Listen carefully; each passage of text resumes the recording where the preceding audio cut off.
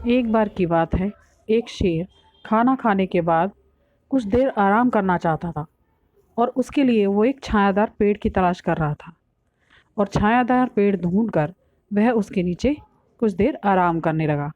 तभी एक नटखट चूहा खेलता हुआ, उछल कूद करता हुआ उसके पास आया और उसको गहरी नींद में सोता हुआ देखकर उसके ऊपर उछल कूद करने लगा।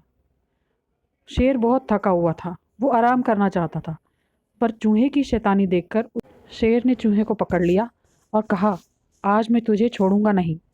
तूने मुझे नींद से जगाया है, तुझे पता है मैं जंगल का राजा हूँ।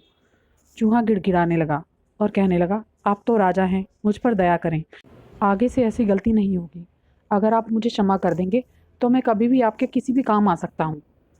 चूहे की बात सुनकर शेर हंसा और सोचने लगा, ये छोटा सा चूहा मेरे किस काम आ सकता है। फिर उसने चूहे पर दया दिखाई और उसे कहा, जा भाग जा, मैंने तुझे बख्श दिया। और चूहा तेजी से दौड़कर चला गया।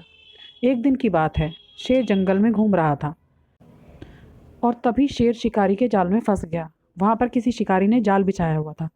अब शेर बहुत उदास था, वह निकल नहीं सकता था किसी की भी मदद के बिना, और बस वो चिल्लाता जा रहा था।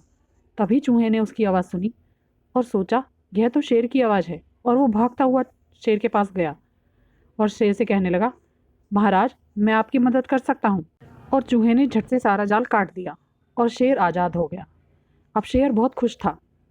इस कहानी से हमें क्या सीख मिलती है कि किसी को भी छोटा और कमज़ोर नहीं समझना चाहिए।